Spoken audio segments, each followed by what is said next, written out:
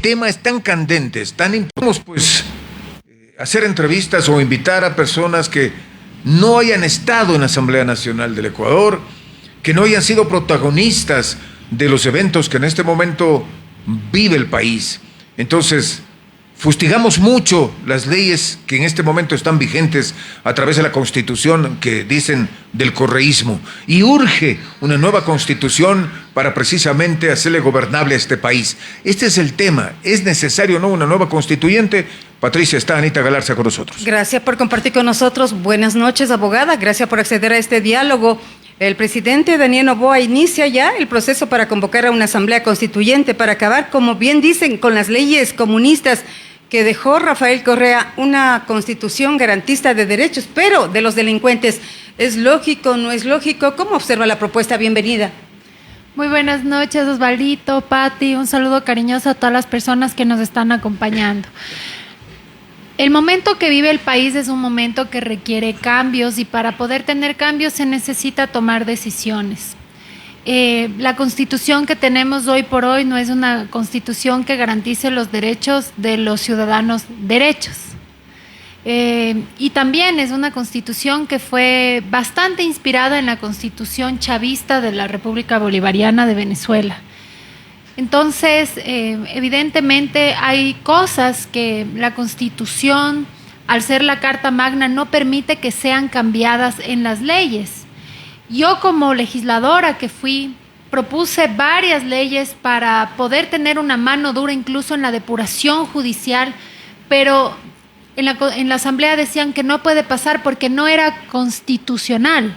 Por ejemplo, propuse que tengamos jueces y fiscales sin rostro para que los delincuentes no sepan ni a quién sobornar ni a quién amenazar, y así los operadores de justicia puedan fallar en derecho, porque la impunidad también es uno de los pilares fundamentales sobre los cuales se desarrollan las actividades ilícitas y delincuenciales del país. Sin embargo, mientras tengamos esta Constitución, sí hay candados que impiden que podamos tener leyes acorde a las necesidades actuales que tiene el país. Así que, ya que el presidente en campaña dijo que se iba a hacer una asamblea constituyente, me parece correcto que esté en ese sentido honrando pues su palabra. Ahora lo importante es que se asesore correctamente para que se hagan las formas adecuadas como dice la ley, y que así la Corte Constitucional le dé vía libre pues para que se convoque a una asamblea constituyente. Aparte de eso, las organizaciones políticas tienen la responsabilidad de poner en las papeletas electorales a los hombres y mujeres mejor preparados. Yo espero también que podamos tener actores políticos en las papeletas que no sean fanáticos, porque el fanatismo es algo que impide que se hagan las cosas de forma objetiva.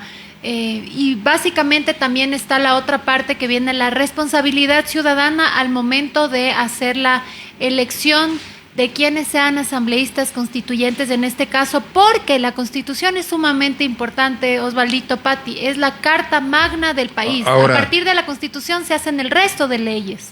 Abogada, usted dice que entonces se justifica una nueva constituyente, pero la pregunta del millón es el momento adecuado ahora? Bueno, puede ser un poco complicado. ¿Por qué?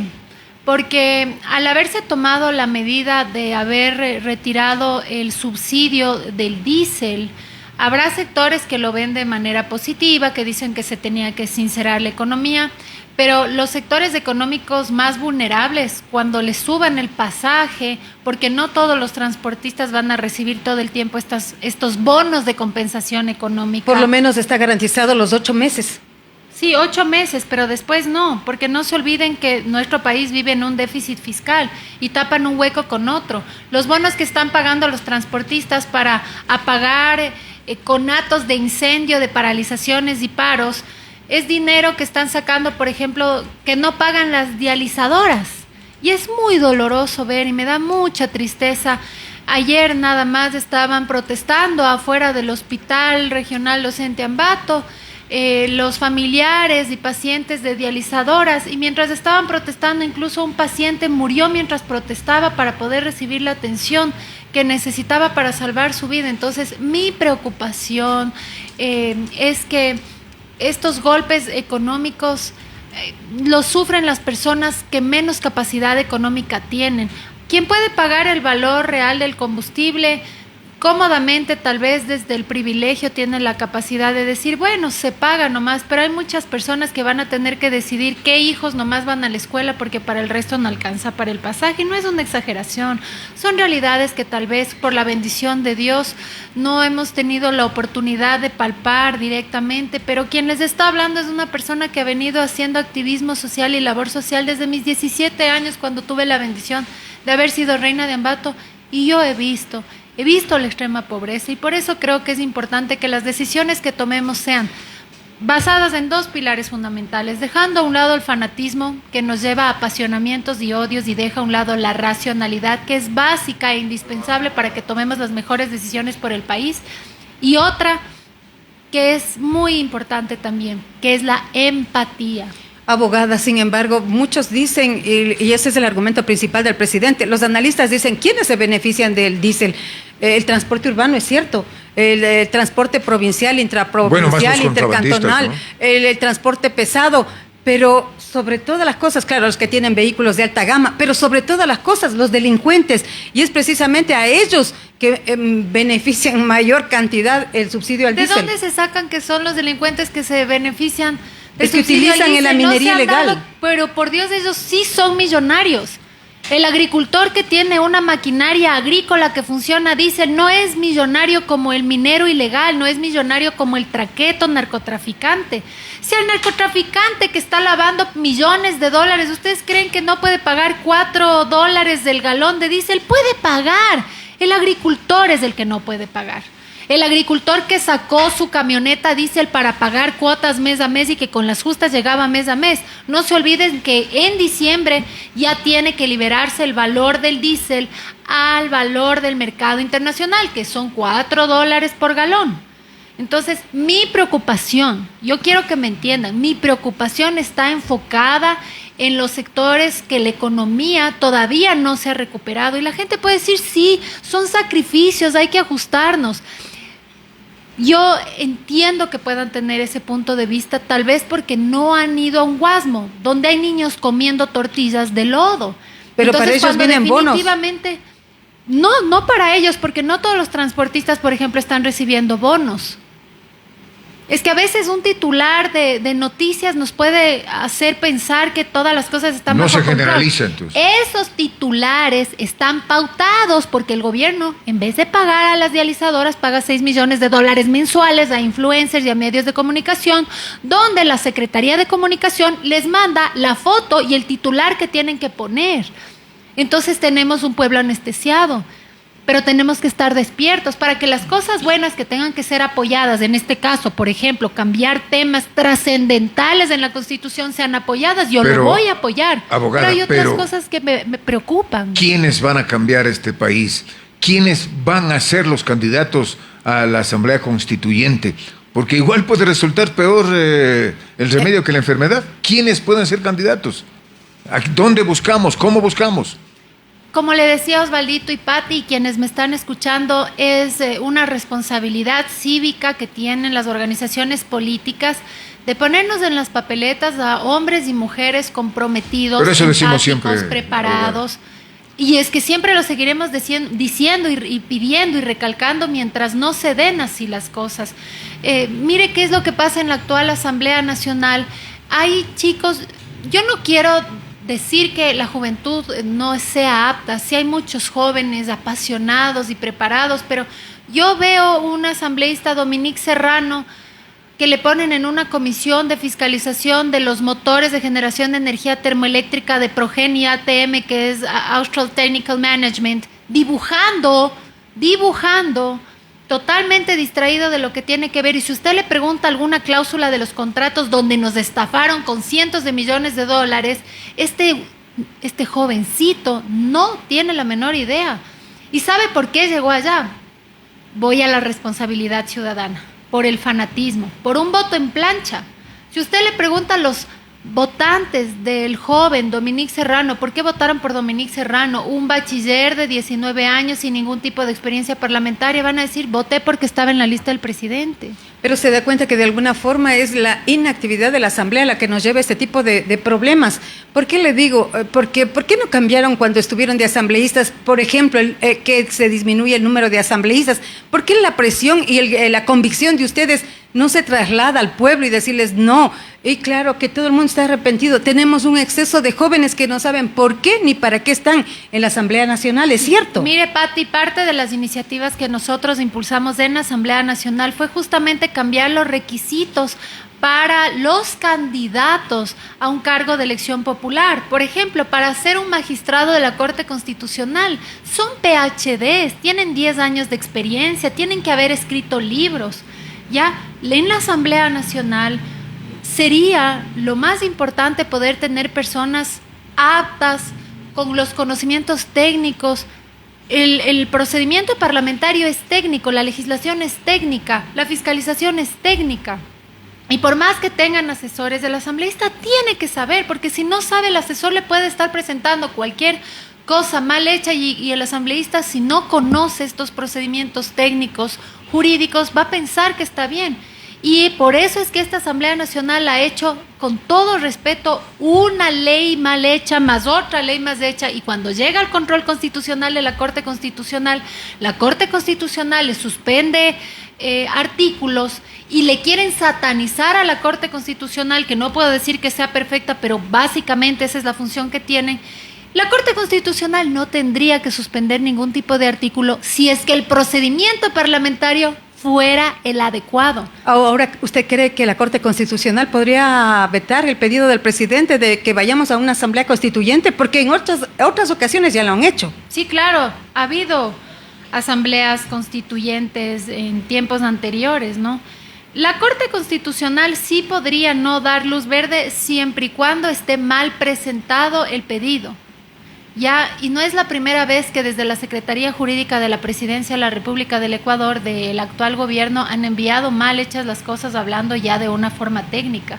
Pero claro, como la mayoría de la población no conoce los temas, los procedimientos técnicos o cómo tienen que ser realizados, dicen, le bloquean todo, y no se trata de eso. Si es que manda bien hechas las cosas, no tienen por qué negarle. Ahora, ¿cuánto nos costaría una asamblea constituyente? La asamblea constituyente de Montecristi, que fue desde el 2007 al 2008, costó $200 millones, que incluyó la consulta, las elecciones, el funcionamiento. En el 2025, que fue un proceso electoral, que fue la consulta popular por el presidente Noboa, se gastó $60 millones. Solo la primera consulta popular de la constituyente del 2007 costó en su momento $17 millones. Entonces, si se llama una constituyente, son $200 millones. Súmele a los $183 millones que nos cuesta la asamblea si no se actual. Ahora, abogada, pero yo estoy de acuerdo con usted, pero ese gasto es necesario ahora. Cierto que no hay recursos, está la caja vacía, pero si no se hacen los cambios necesarios a través de una constituyente, ¿cómo gobernamos este país? ¿Y quiénes son los protagonistas? Los políticos, lamentablemente. Yo estoy de acuerdo en que tengamos una nueva Carta Magna, y lo he dicho públicamente, porque la actual Constitución no se ajusta a las necesidades urgentes que tiene nuestro país.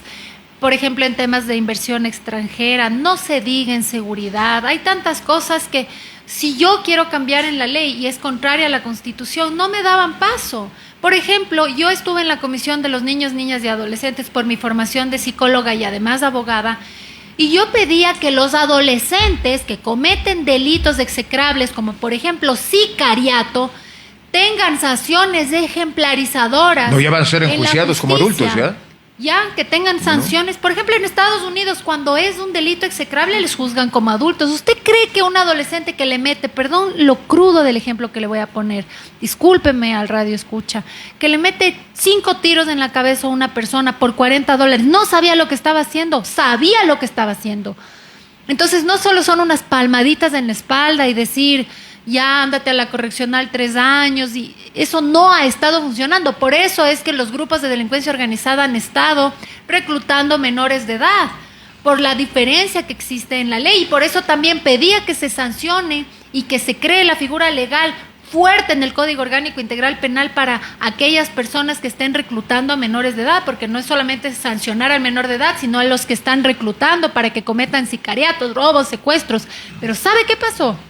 No dieron paso en la Asamblea Nacional. ¿Y por qué no dieron paso en la Asamblea Nacional? Porque me dijeron que era contrario a la actual Constitución. Por eso le digo, yo soy partícipe en que tenemos que tener una constitución. Muchas gracias, abogada, que cobije las necesidades urgentes que tiene el país. Pero para eso sí creo que en este caso, para que no sea un gasto tan fuerte, porque les decía 200 millones la constituyente, más 180 y pico la actual asamblea, que la actual asamblea no sigue en funciones, no tendría sentido que tengamos una asamblea en funciones cuando ya vamos a cambiar la constitución y que funcione la constitución. Y es probable pensar que tengamos a lo mejor 20 integrantes para redactar esta nueva constitución y siga funcionando la asamblea. No creo que la Corte Constitucional dé paso a eso, porque adelantándome a los hechos, podría ser que la Corte Constitucional aduzca que al tener solamente 20 personas para redactar una constitución para todo un país, afecte al tema de representatividad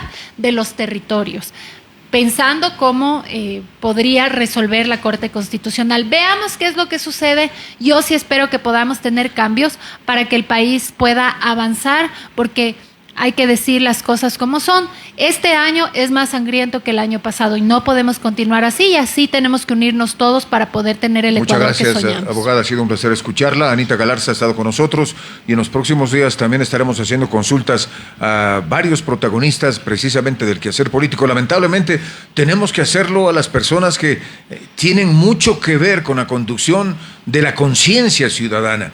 Y los partidos políticos, cierto es que han perdido vigencia. Cierto es que se ha perdido el liderazgo en muchos de ellos.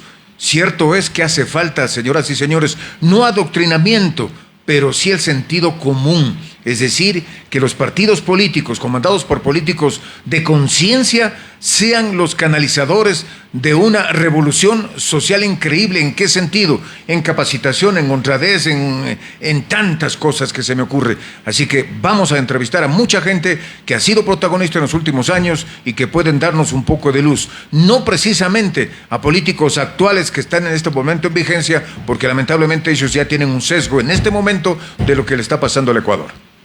Gracias por compartir con nosotros. 18 horas 26 minutos. Doctora, muchísimas gracias. Un placer. Buenas noches. Muchas gracias a ustedes.